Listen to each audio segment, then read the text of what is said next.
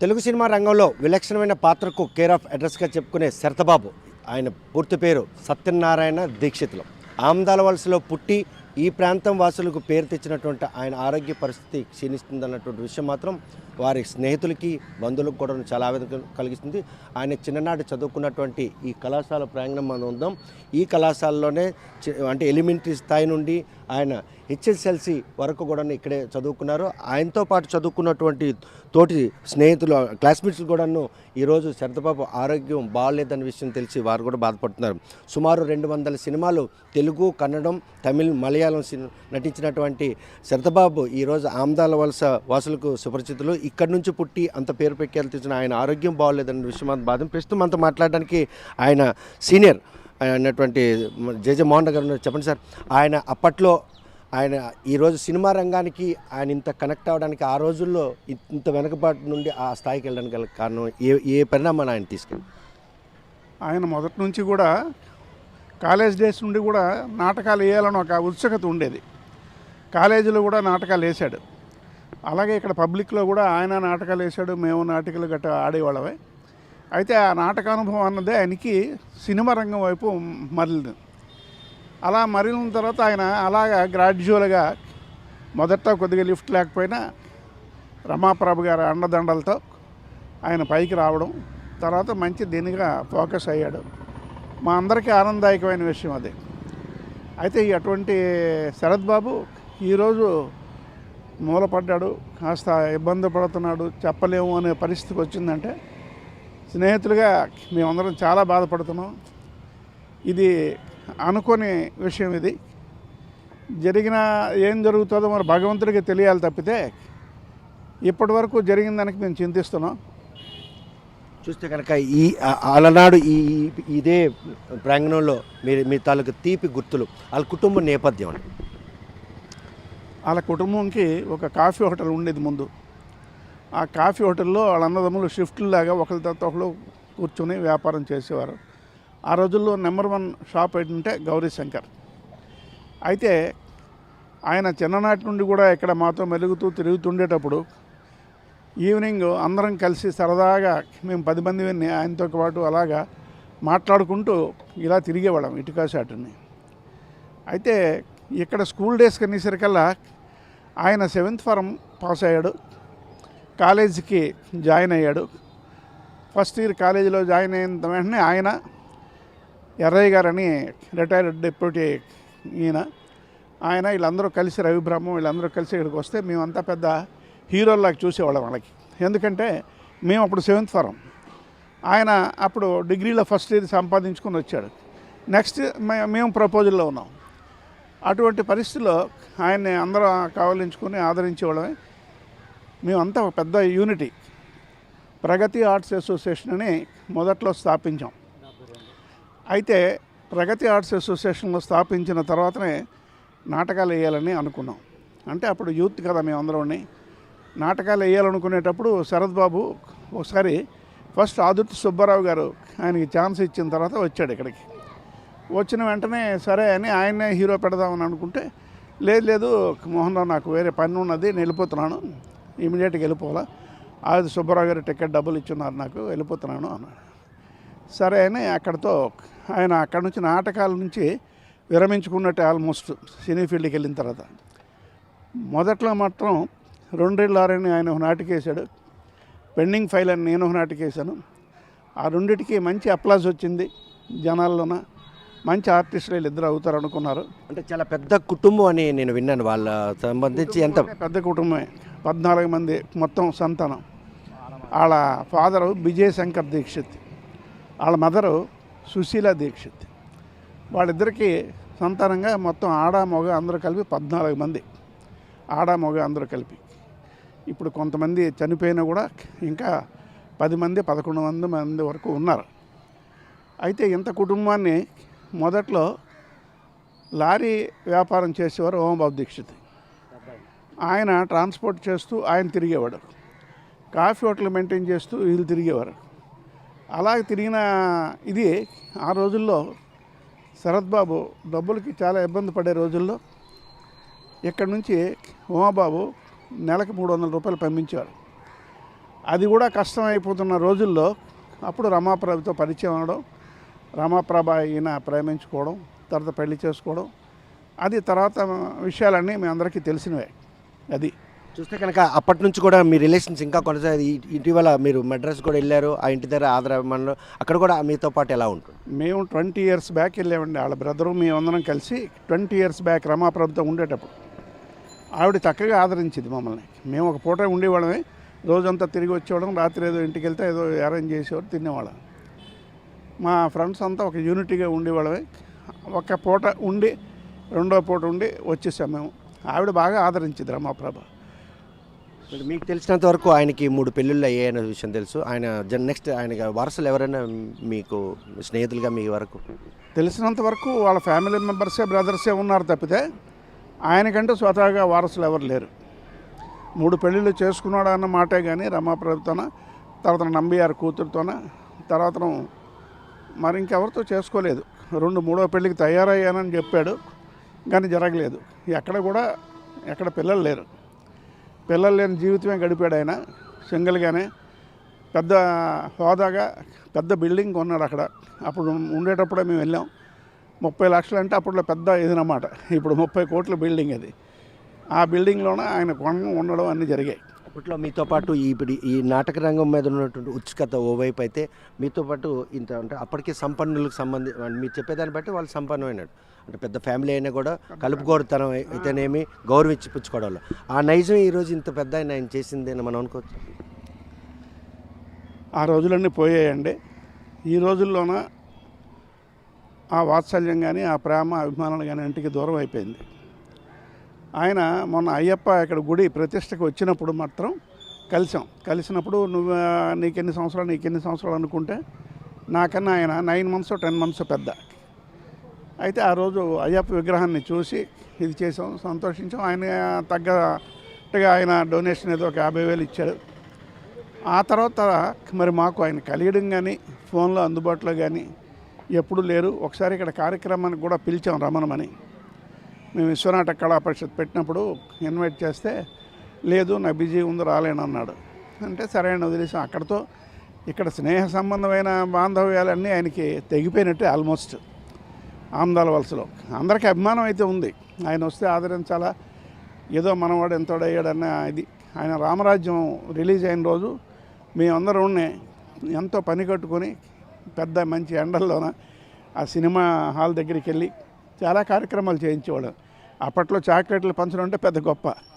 అటువంటివన్నీ ఆ రోజు రామరాజ్యం సినిమాకి చేయడం జరిగింది. ఆ రోజున్న బంధాలు అనుబంధాలు ఇప్పుడు ఎవరికి లేవనే చెప్పాలి, మృగ్యం అయిపోయి. సాంఘిక నాటకం దిశగా ఉత్సుకత ఉండేదా, లేకపోతే ఇవి పౌరాణిక దీని మీద? సాంఘిక నాటికలే వేసేవాళ్ళం మేమున్నాయి. ఆయన సాంఘిక నాటకమే వేసేవాడు తప్పితే పౌరాణికాల సైడ్ ఎవరు వెళ్ళలేదు. ఎవరికి కూడా ఉత్సుకత లేదు, అంత సీన్ కూడా లేదు మాకెవరికి. పౌరాణికాలకి వెళ్ళే పరిస్థితి లేని రోజుల్లో సాంఘికాలు మాత్రం చక్కగా ఆడేవాళ్ళమే. మంచి రెస్పాన్స్ ఉండేది ఆ రోజు ప్రజల్లో. ఈరోజు మన ప్రజల్లో మర్చిపోయారు, జనాలు మర్చిపోయిన తర్వాత మేము తగ్గిపోయాం. చూస్తే కనుక శరతబాబుతో ఉన్నటువంటి ఆయన చిన్ననాటి గుర్తు చేసుకుని ఇంకొక స్నేహితుడు ఉన్నారు. అసలు శరతబాబు అప్పట్లో మీరు ఆయన పక్కన కూర్చుంటే నిలబడితే మీకు ఎలా అనిపించేది? ఇంత పేరు వచ్చినటువంటి ఆయనతో నిన్న ఫిబ్రవరిలో కూడా మాట్లాడామని చెప్తున్నారు. అంటే ఇంతగా ఆయన రిలేషన్స్ మెయింటైన్ చేస్తున్నారు. మరి అలాంటి ఆమ్దాల వలసకి ఎందుకు ఇంత దూరం అయిపోయాడు? దూరం అంటే ఆయన మరి సినీ ఫీల్డ్కి అంకితం అయిపోయాడు. ఇక్కడ రావడం అంటే ఎప్పుడో వస్తుండేవాడు. జస్ట్ ఇప్పుడు రాత్రి మీద వచ్చి వైజాగ్ షూటింగ్ ఉంటే వచ్చి వాళ్ళ ఇంటికి డాబాడులో ఇంటికి వచ్చి అలా వెళ్ళిపోతుండేవాడు అంతే. అంతమించి ఫ్రెండ్స్ని పెద్దగా ఫ్రెండ్స్ దగ్గర రావాలి కాలని ఐడియా ఆయనకి పెద్ద ఉండేది కాదు. అయితే ఏంటంటే మేము అందరూ చదువుకున్నాం కాబట్టి, కలిసి చదువుకున్నాం కాబట్టి ఇది మేము అది మొత్తం 7th ఫారం మొత్తం ఎవరెవరు పరీక్షకి వెళ్ళామో జాయిన్ అదే అంత 60 నెంబర్ సత్యనారాయణ దీక్షిత్ ఉన్నాడు. 60 సీరియల్ చూడండి. ఇక్కడ ఇక్కడ ఇక్కడ ఇక్కడ ఇక్కడ ఇదిగోండి సత్యనారాయణ దీక్షిత్ 60 అంటే సత్యనారాయణ దీక్షితులని రికార్డెడ్గా ఉంది, దాన్ని శరతబాబుగా ఎందుకు ఆయన అంత ఫోకస్? సినీ ఫీల్డ్కి వెళ్ళినప్పుడు ఆయన వచ్చి మరి ఆ పేరుని మార్చుకుంటే బాగుంటుందని ఉద్దేశంతో ఆయన మార్చుకోలేదు.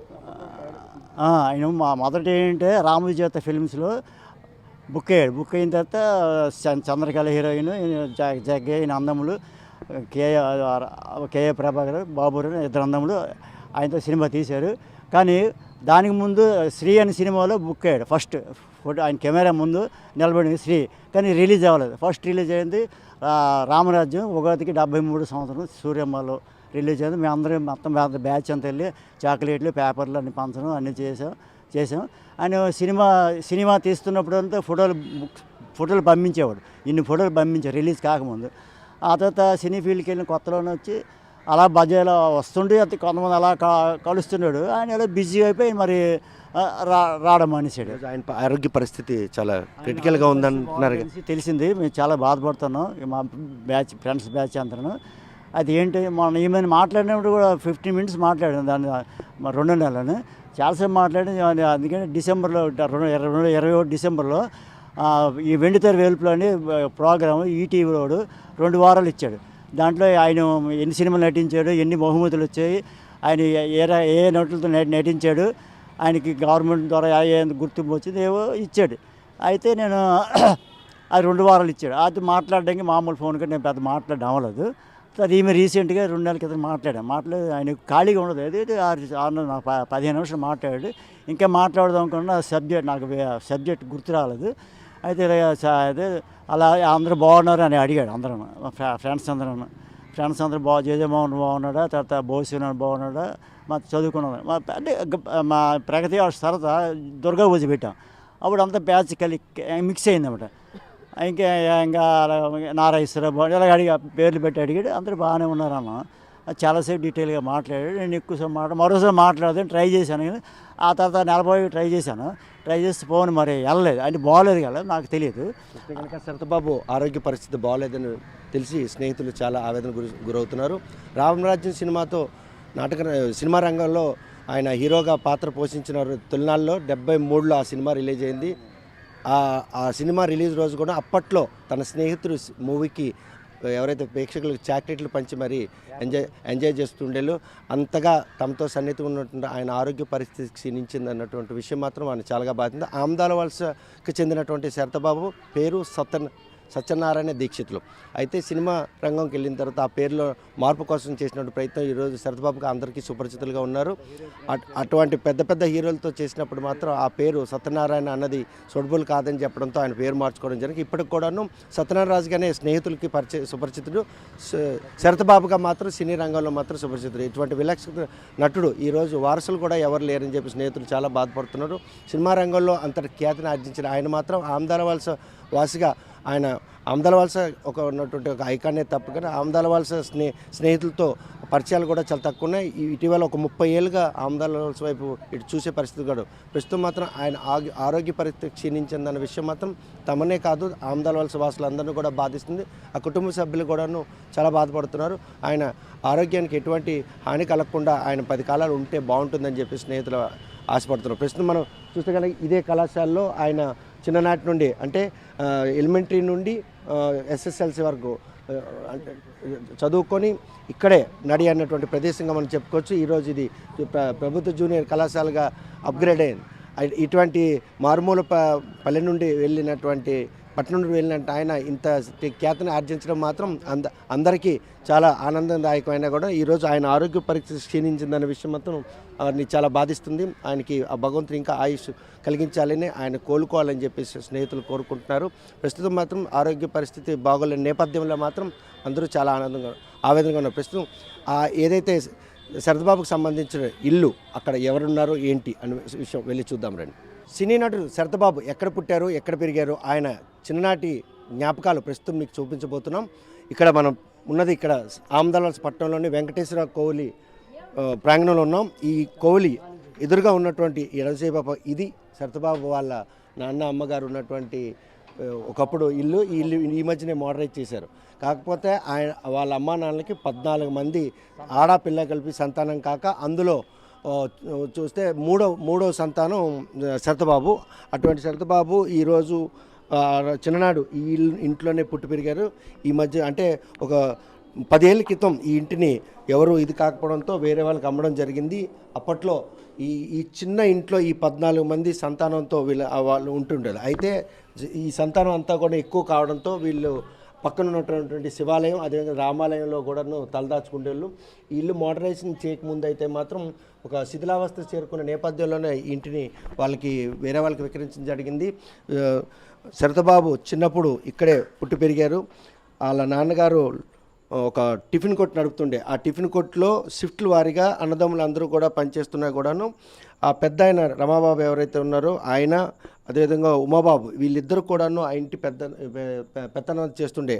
నాన్న కొడుకులకి దానికి సంబంధించిన వ్యవహార బాధ్యత అంతా ఒప్పచెప్పడంతో పెద్దన్నయ్య అయినటువంటి ఉమా దీక్షితులు మాత్రం లారీ ట్రాన్స్పోర్టేషన్ వ్యాపారం చేస్తుండే. ఈయనకి చిన్నప్పటి నుండి నాటక రంగం మీద ఉన్నటువంటి ఆసక్తి సినిమాల వైపు నడిపించి స్నేహితులు అదేవిధంగా ఆ పెద్దన్నయ్య అయినటువంటి ఉమాబాబు కూడాను ఆయన సినిమాకి వెళ్తామంటే ప్రతి నెల కూడా 300 రూపాయలు మనీ ఆర్డర్ కూడా చేస్తుండే. అలా సినిమా రంగంలో ఆయన సక్సెస్ కావడంతో ఈరోజు ఆ కుటుంబం మొత్తం కూడాను ఈ 14 మందిలో ఒక 9 మంది మగవాళ్ళు, మిగతా వాళ్ళు ఆడవాళ్ళు. ప్రస్తుతం ఏదైతే ఆ ఇంటిని కొనుక్కున్నటువంటి ఆయన ఈ మధ్య కాలంలో ఆ శరతబాబుకి సంబంధించినటువంటి పిల్లలు కావచ్చు, ఆ ఫ్యామిలీకి సంబంధించిన మెంబర్స్ కొంతమంది ఇక్కడ రావడం జరిగింది. వచ్చినప్పుడు ఇంటిని కొనుక్కొని ఇంట్లో ఆవాసం ఉంటున్న ఆయనకి ఏమన్నారు అనే విషయం ఆయనతో మాట్లాడారు. ఎవరు వచ్చారు ఈ మధ్యన దానికి సంబంధించి ఏమన్నారు వాళ్ళంతా? ఈ మధ్యన మేము ఈ హౌస్ కొనుక్కొని రిజిస్ట్రేషన్ చేసుకొని ఈ ఇంట్లో బాగు చేసుకున్నామండి. ఈ ఇంట్లో వాళ్ళు శరతబాబు గారి ఫ్యామిలీ అందరూ ఉండేవారు. కనీసం నాకు తెలిసి ఒక 25 మంది వరకు ఇక్కడ ఉండేవారు. వాళ్ళ వదినలు వాళ్ళ తాలూకా లేడీస్ అందరూ కూడా ఇక్కడ వెంకటరమణ గుడి దగ్గరికి వస్తుంటారు కార్యక్రమాలు జరుగుతునేటప్పుడు. మేము ఉండే ఇల్లు ఇది. మేము ఈ గడపలోనే పడుకునే వాళ్ళం. మేము ఎన్నో సంవత్సరాలు ఇక్కడ ఉన్నాం, చాలా సంవత్సరాలు ఉన్నాం. మాకు మళ్ళీ మేము వెళ్ళిపోయాం. మీరు కొనుక్కున్నారు, బాగుంది. మీరు ఇన్నాళ్ళకి ఇల్లు తెరిచి ఓపెన్ చేసుకుని ఉన్నారు, చాలా సంతోషం మాకు మళ్ళీ మీరు ఎప్పుడైనా ఈ ఇల్లు ఇచ్చేయాలనుకుంటే మాకు ఇచ్చేయండి. అంటే ఎంతకైనా మీరు అమ్మాలనుకుంటే అని కూడా వాళ్ళ వదిన గారు పిల్లలు కూడా నాకు అడగడం అయ్యింది. నేను అలాంటి ఆలోచన ఉంటే మాత్రం మీకే మొదటి ప్రాధాన్యత ఇస్తానమ్మా. నేను మీ చేతులతో మేము కొనుక్కున్నాం. అదే పొడుగు భోగి రాజేశ్వరమ్మ గారు మాకు ఇచ్చారు, ఇల్లు రిజిస్ట్రేషన్ చేశారు. వాళ్ళు కూడా ఇక్కడే ఉండేవారు. రాజేశ్వరమ్మ గారు పెద్ద కొడుకు పెళ్ళి కూడా ఇక్కడే అయ్యింది. వీళ్ళకి బాగా పూర్వం నుంచి ఉన్నారు.